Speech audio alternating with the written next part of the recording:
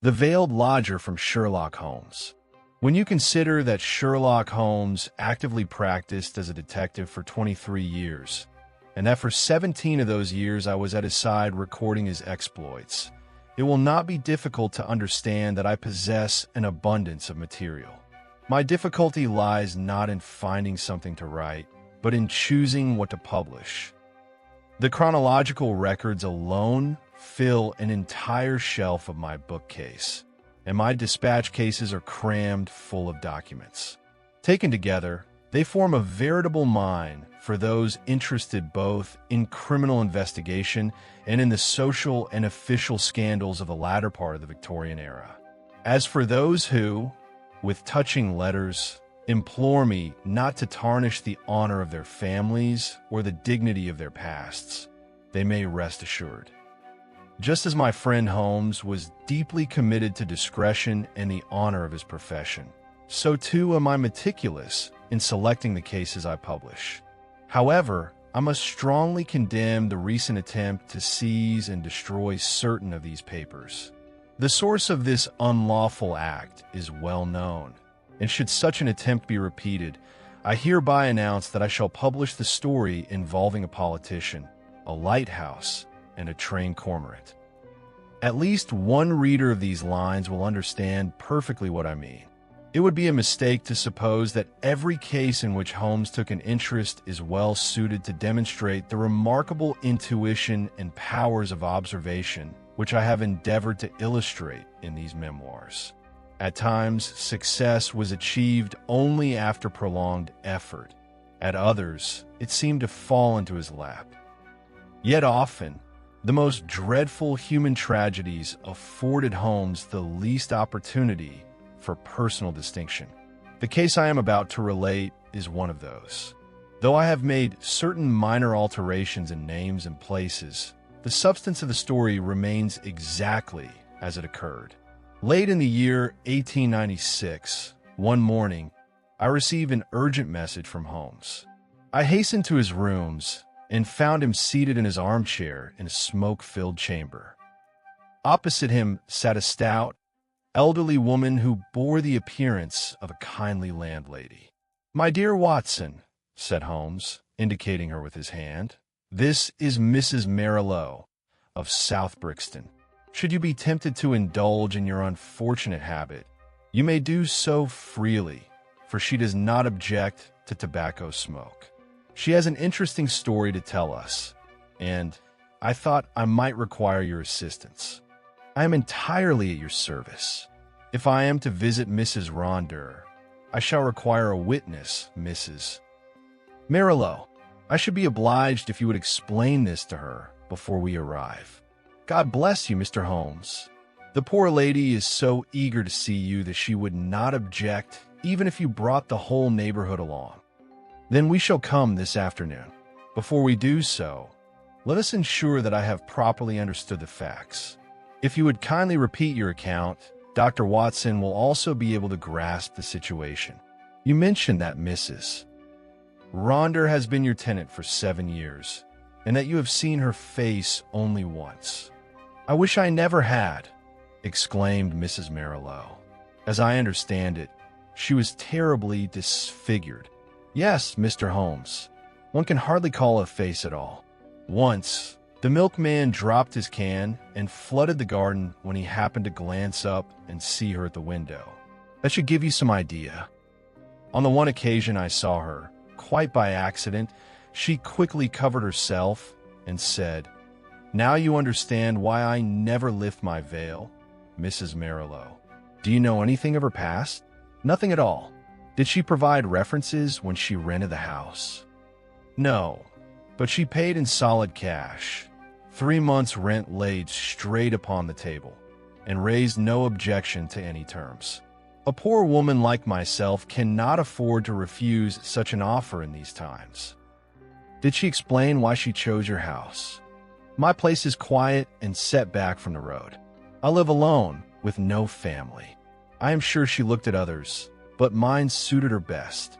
She wished to live undisturbed, and she was willing to pay for that privilege. You say that, aside from that one accidental glimpse, she has never shown you her face since. A most curious case, very curious indeed. It is not difficult to understand your interest.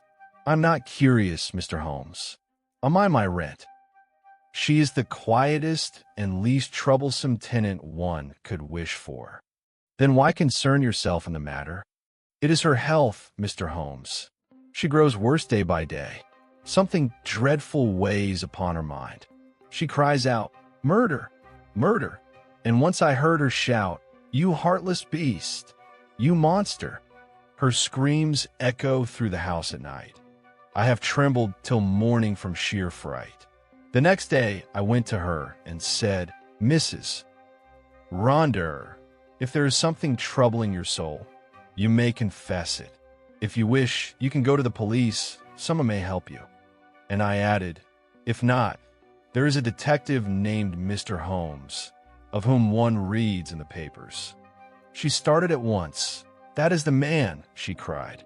"Why did I not think of him before? Bring him to me, Mrs. Marilow. If he hesitates, tell him I am Ronder's wife from the Wild Beast Show, and say Abbas Parva." She even wrote it down, Abbas Parva. "If he is the man I believe him to be, he will come," she said. "The lady was correct," said Holmes.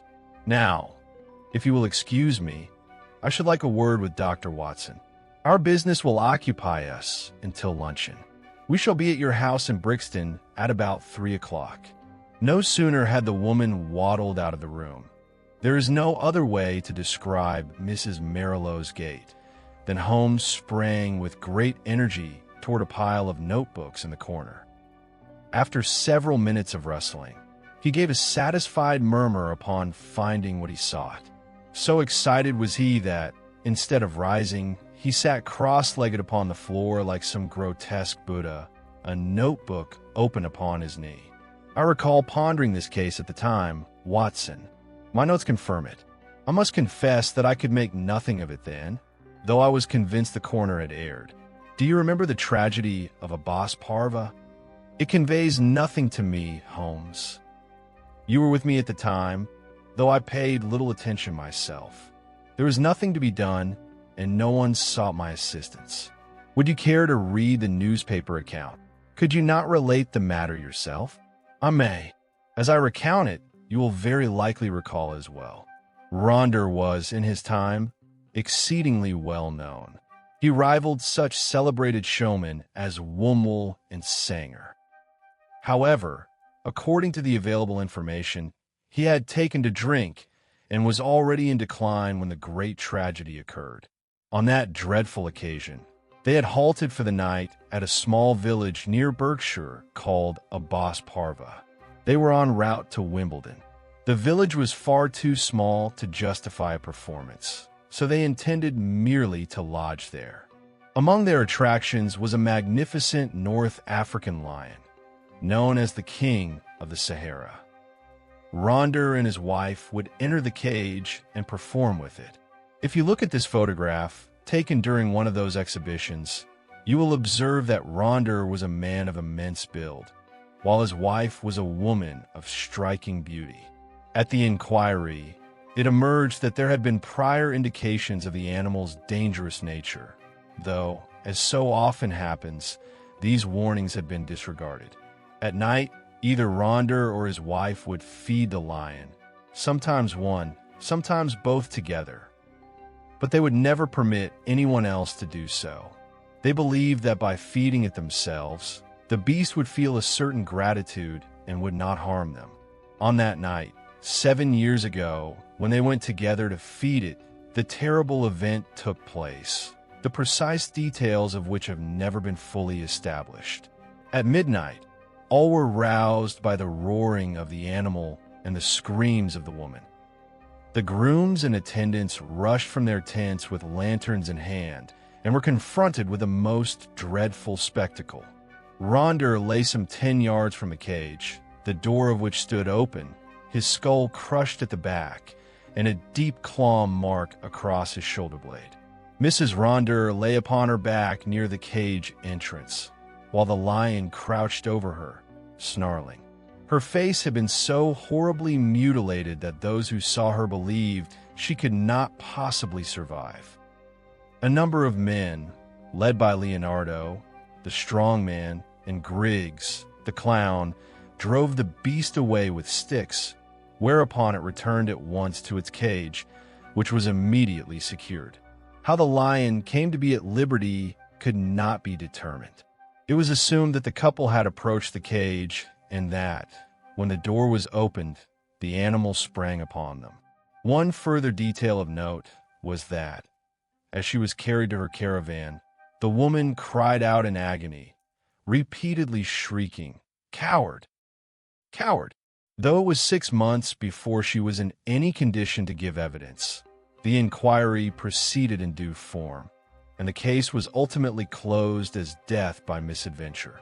What else could it have been? I asked. You may think so, yet there were 1 or 2 points which troubled young Edmonds of the Berkshire Constabulary. A keen fellow, he was later transferred to Allahabad. It was through him that my interest was first engaged.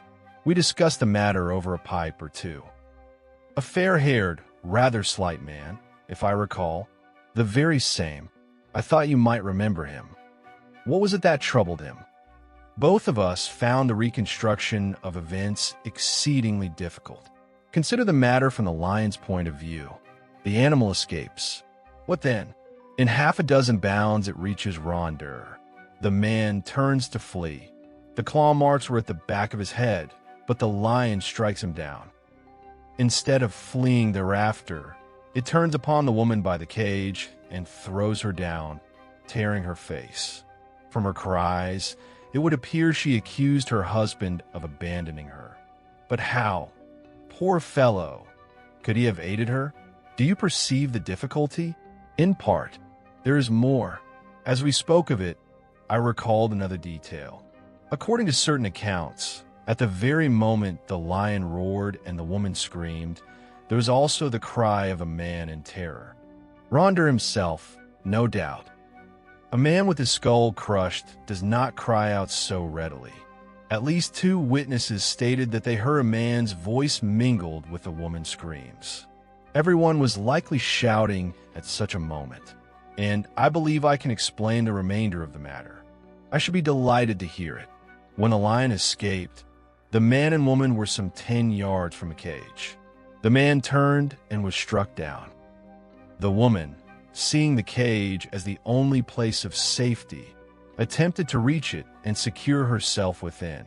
But as she came near, the lion sprang upon her as well. She blamed her husband for turning his back and provoking the attack, since together they might have intimidated the beast. That is why she cried, "Coward!" Excellent, Watson. A most ingenious explanation, but it suffers from one defect. And what is that, Holmes? If they were 10 yards from a cage, how did the animal come to be free? Could not some enemy of theirs have opened it? Perhaps. But then why should the lion, which had so often performed tricks with them in the cage, choose that moment to attack? Perhaps that enemy provoked the animal in some manner. Holmes fell silent for some moments, deep in thought. There is this to be said of your theory, Watson. Rondeur had many enemies. Edmonds described him as a thoroughly vile fellow. A bullying brute who shoved and abused all around him. The landlady told us that her tenant cries out "monster" in the night. To my mind, this is the anguish of one who has lost what she loved. But speculation without all the facts is a futile exercise. There is a cold partridge and a bottle of Montrachet in the cupboard. Let us fortify ourselves before proceeding further. When we alighted from our cab before Mrs.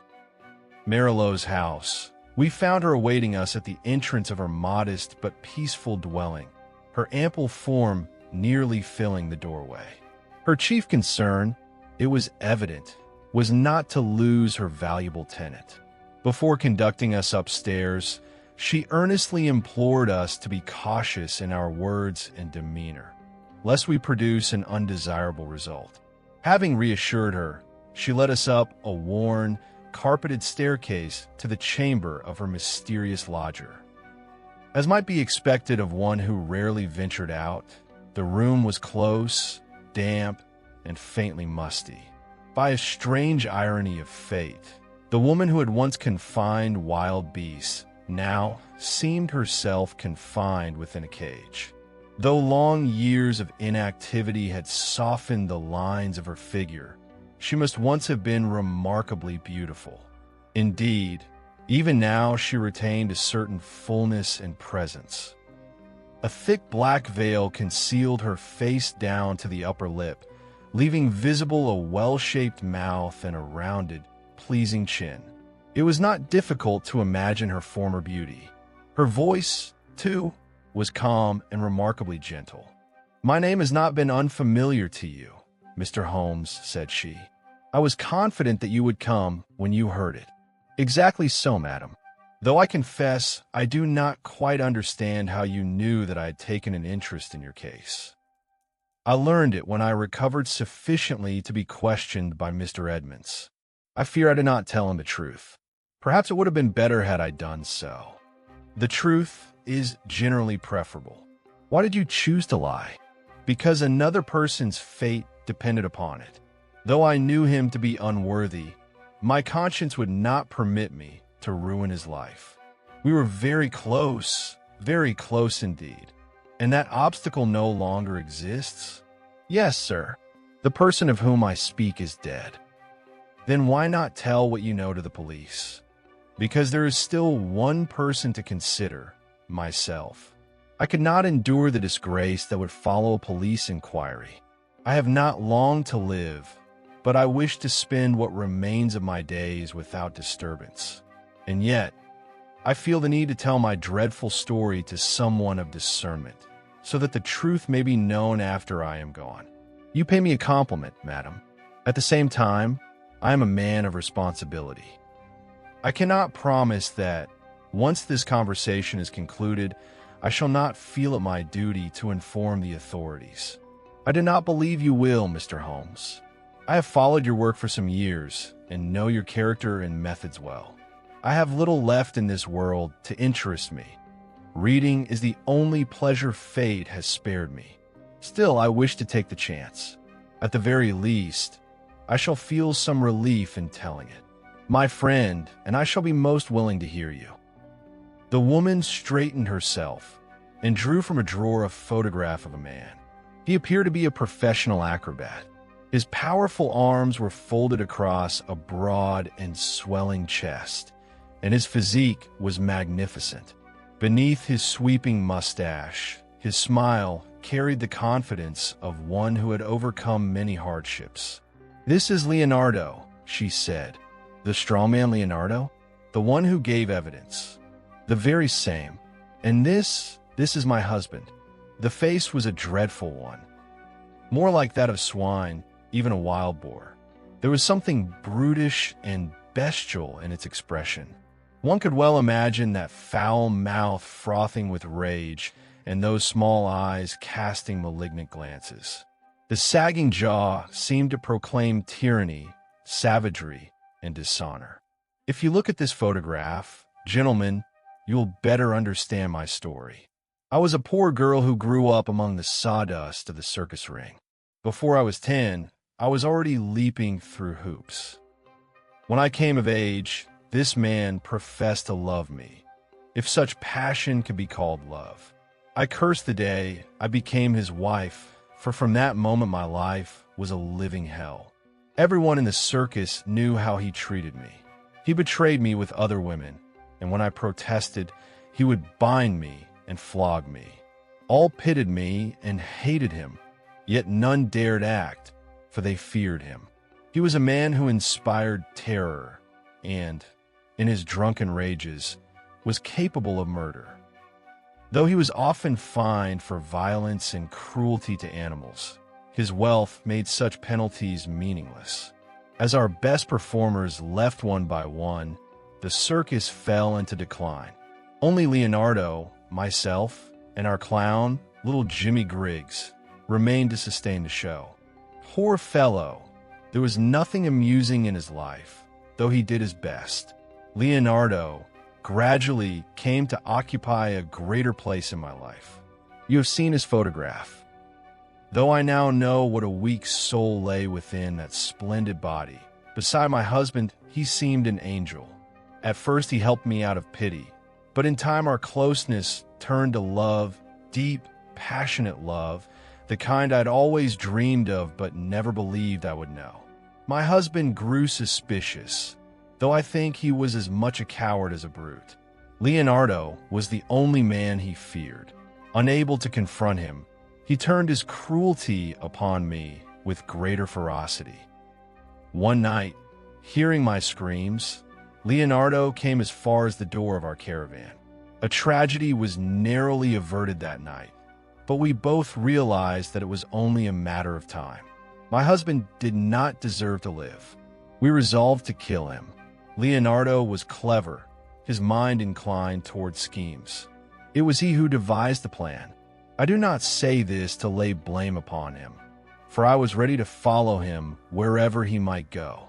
We fashioned a club with a leaden head, fitted with 5 nails bent downward at the tips, so that it resembled the paw of a lion. With this, we would kill my husband, and all would believe the deed to be the work of the beast. On that night, when we went together to feed the lion as usual, all was pitch dark. We carried a zinc bucket filled with raw meat. Leonardo had concealed himself behind a large caravan we were to pass before reaching the cage. He was late. We had already passed him before he could strike, but he followed silently on tiptoe and crushed my husband's skull with a club. I heard the blow. At that moment, the sound filled me with such joy that I leapt in delight, and then, rushing forward, I opened the lion's cage. What followed was dreadful beyond words. You may have heard how swiftly such creatures detect the scent of human blood and how it excites them. The animal seemed to sense that a killing had occurred. The instant I drew back the bolt, it sprang upon me. Leonardo might have saved me. Had he rushed forward and struck the beast with the club, he might have frightened it, but instead he lost. I was dimly aware of the circus folk rushing about. Then I recall Leonardo, Griggs, and others dragging me from beneath the beast's claws. For a month thereafter, that was all I remembered, Mr. Holmes. When at last I improved enough to look upon myself in a mirror, I cursed the lion. Oh, how I cursed it! Not because it had destroyed my beauty, but because it had not killed me. I had but one wish remaining, Mr. Holmes, and I possessed the means to fulfill it. I wished to live in some quiet place where no one would see my dreadful face, where no one would know me. That was all that remained to me. Like a wounded animal, I withdrew to await my end. Such has been the fate of Eugenia Ronder. When the unfortunate woman had finished, a deep silence filled the room. At length Holmes extended his hand and gently touched hers, a gesture most rare with my friend. "How very sad," he said softly. "How very sad. How difficult it is to comprehend the workings of fate. If there is no recompense for suffering, then the world is but a cruel jest." And what became of Leonardo? I never saw him again, nor heard of him. Perhaps I wronged him. Perhaps he might even have loved the creature the lion made of me. But a woman does not easily surrender her love. Though he left me beneath the beast's claws when I most needed him, my heart would not consent to send him to the gallows. My own life was of no consequence. Nothing could be worse than what I endured. I stood between Leonardo and the scaffold. And he is dead? He drowned last month while bathing near Margate. I read it in the newspapers. And the club, the one with the 5 nails? What became of it? That was the most remarkable feature of your story. I do not know, Mr. Holmes. Near where we lodged, there was a lime pit with stagnant water at the bottom. Perhaps it lies there still. Well, it matters little now. The case is closed. Yes, said the woman. The case is closed. We had risen to depart when a change in her tone caused Holmes to turn back sharply. "Your life is not yours to throw away," said he. "Put that aside. What good can it do? Who can say? The life of one who suffers may be the greatest lesson for a world that knows nothing of patience." Her reply was terrible. She raised her veil and stepped into the light. "Could you endure this?" she asked. It was indeed dreadful. Words cannot describe the ruin that remained where a face had once been. And yet, from amidst that ghastly wreckage, a pair of beautiful, living eyes gazed forth, making the sight all the more horrifying. Holmes raised his hand, as if in pity and protest, and left the room. 2 days later, when I called upon my friend, he pointed with a touch of grim irony to a small blue bottle upon the mantelpiece. When I took it up, I saw at once the red label warning of poison. Upon removing the stopper, a faint odor reminiscent of almonds reached my nostrils. "Hydrocyanic acid?" I asked. "Precisely. It came by post with a note. I send you that which tempted me. I shall follow your advice. We need not trouble ourselves to guess the identity of that brave woman. Watson,